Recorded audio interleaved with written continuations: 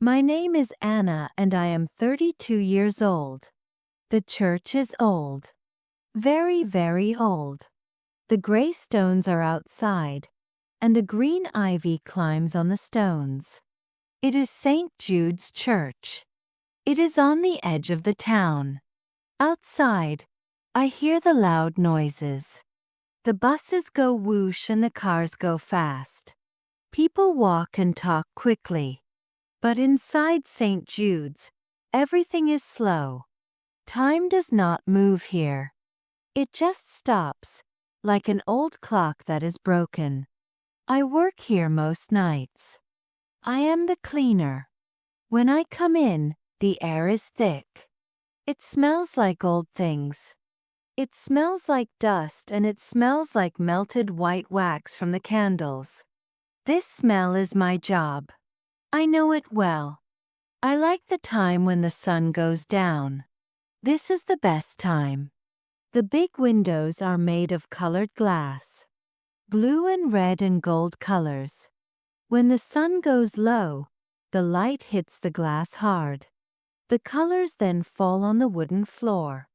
It looks like a bright rainbow carpet on the dark wood. Everything is quiet then. The colors make the silence feel sacred. My life is quiet too. Maybe too quiet. I do not have a family here. I moved far away a long time ago. I do not talk much to people. I do not smile much.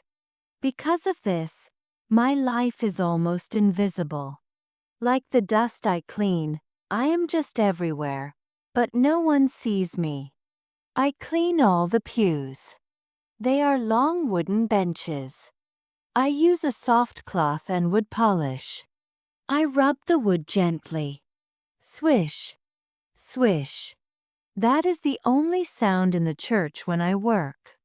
The sound of my cloth, brushing the dust away. I clean the sorrow away too. When I clean the benches, I think about clearing my mind. I am polishing the dark wood, and I am polishing the dark feelings inside me. I hope that when the wood shines, something inside me will shine too. After my cleaning work is done, I do not leave fast. I stay.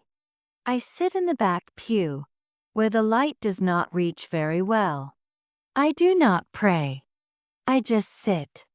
I just listen to the silence. Outside my apartment, the loneliness is loud. It yells in the empty rooms. But in the church, the loneliness is quiet. It is just a soft sound that the space holds for me. Here, I feel less alone because I am surrounded by silence, not by emptiness. Every night, there is another sound that comes in. A clicking sound. It is always at the same hour, just before the sun is completely gone and the colored light starts to fade. It is Mr. Hale. Mr. Hale is an old man. He is maybe 70. He comes in slowly. He always wears a heavy coat, even if it is not very cold. And he always walks to the same corner of the church, near the small statue of the Lady Saint. He does not look up. He does not see me cleaning. He is focused on his job. His job is to remember. He takes a candle. He lights it very carefully with a long match. The small flame comes alive. It is just one candle, always the same. He puts it down on the brass stand. He pulls down his wool scarf, and then he sits on the pew close to the flame. He whispers. I cannot hear the words. I am too far away. His head is bowed. His back is curved like a question mark. He sits there for maybe 30 minutes, speaking to the candle. The priest told me that Mr. Hale's wife died 3 years ago. His wife was Mrs. Emily Hale. She was very nice, the priest said. 3 years is a long time for a ghost to stay. But Mr. Hale does not look like he wants his ghost to go away. He looks like he is holding it tight. I always watch him from a distance. I try to be very quiet when he is here. I do not want to disturb his grief. Grief is heavy. It needs quiet space. For many months, this is our routine. I clean. He remembers. We are two people in a big stone box, doing our separate quiet duties. One night, the cold came early. It was raining hard outside, hitting the stained glass like little stones. Mr. Hale came in, shaking the water from his coat before he walked down the aisle. He lit his candle. He sat. He whispered. Then he stood up too fast. He looked at the time on his old watch, and he hurried out of the church. He did not look back. I was cleaning the floor near the place in front of the altar where people kneel to pray. When I looked up, I saw a dark shape on the wooden bench where he was sitting. It was his scarf. Long, thick, gray wool. It had a small hole near the end. I walked over. The scarf was still warm from his neck. I picked it up. It felt heavy and familiar, like a part of his quiet routine. I folded it so I could put it on the altar table, where the priest would see it tomorrow. But when I folded the soft wool, I felt a stiffness inside. Something was tucked deep into the folded corner. I pulled it out gently. It was a small piece of paper. It looked like it was torn from a small notebook. The edges were not straight. It was writing. Shaky handwriting. The ink faded a little. I did not read it all. I just read the first line and the last line. It was not a long prayer. It was not a prayer asking God for something. It was not saying, "Help me." It was just writing down memories. Like a list. She laughed when the snow fell. We ate soup on Tuesdays. She liked the blue glass cup. That was what it was. A record of Emily Hale. He did not want to forget the small things. He needed the paper so his memory would not drop them. The paper was his promise to his lost wife. I felt a sudden heat in my chest when I read those lines. It was not sadness for me, it was kindness for him. This soft, gray scarf, holding a paper heart. I folded the paper back quickly and put it deep in the wool. This was his secret. I must not look again. I put the scarf on the table next to the prayer books. I thought about Mr. Hale going home, realizing his memory paper was not safe in his coat pocket. I thought about him being worried. I decided not to wait. The next day, I came to the church early. I waited for the evening hour. The sun was going down, making the blue and red colors on the floor. I sat in the back pew, holding the scarf tight in my hands. It was the first time I held something that belonged to him. Mr. Hale came in. He was slower than usual. He looked down at the floor as he walked. He was checking the benches. He was looking for his scarf. His face looked more worried than usual. He walked to his corner. He lit the candle. He sat down, but he did not whisper. He just rubbed his hands together. He looked lost, like a man forgetting the way home. I stood up. I walked slowly. My feet made small bumps on the wood floor. He heard the sound and looked up. This was the first time he really looked at me. His eyes were pale blue and very tired. I stopped near his pew. I held out the gray wool scarf. "Mr. Hale," I said. My voice was rough from not using it all day. You left this. He stared at the scarf. Then he looked at my face, confused. You found it, he said. His voice was old, like dry paper. I offered it to him. He slowly took it. His fingers brushed against mine. I felt the cold skin and the rough texture of his hand.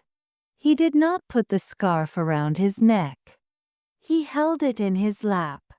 He felt the thick wool worried. Then slowly, he reached inside the fold and pulled out the small, torn piece of paper. He looked at the note. He looked at me. He looked at the note again. He knew I had seen it. I did not need to say the words. It is for remembering, he said, his whisper stronger now. I nodded. I did not try to talk. I just stood there. I am Anna, I said. Yes, I know, he said softly. You clean the church. You are quiet. I did not know how to respond to that. I just smiled a little, a quick, small smile that went away fast. Thank you, Anna, he said. He straightened the paper and put it back safely inside the scarf. That was the beginning. It was not sudden or loud, just a slow, quiet opening, like a door stiff from the weather. The next night, I was cleaning near the altar. Mr. Hale came in. He lit his candle. Then he walked to the back of the church where the church kitchen is, a very small room. The church has a small kettle for the priest's tea. He went to the kettle. He waited for the water to boil. I watched from the front. He came back down the aisle, holding two small steaming mugs.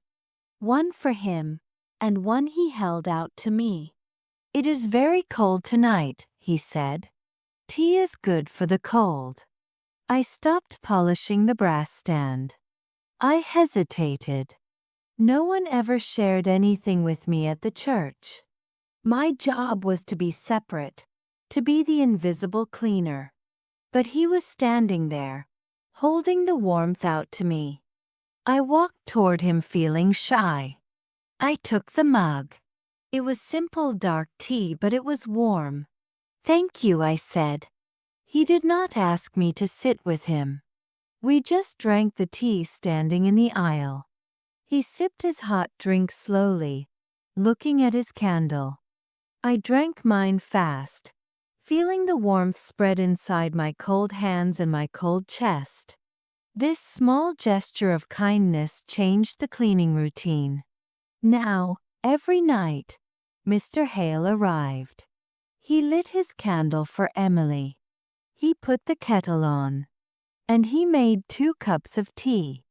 Sometimes, he brought in a small blanket from his house, and he put it on the pew next to his.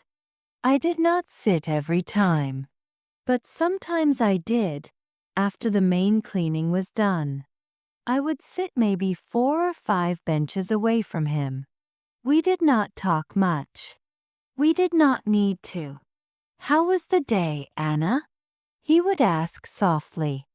It was quiet, Mr. Hale, I would answer.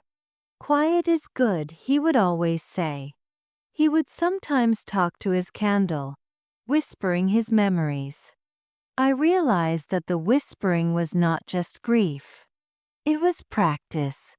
He was practicing remembering, making sure the lines were straight and clear.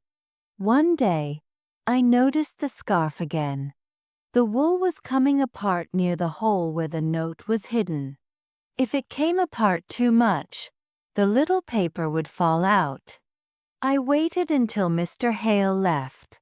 I went to the supervisor's office and found a needle and some gray thread. The next day, I waited for him to come.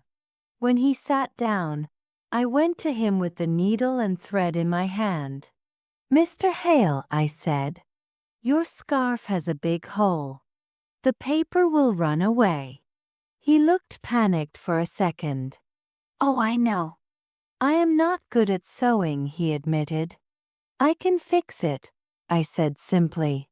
I am good at little work. He gave it to me.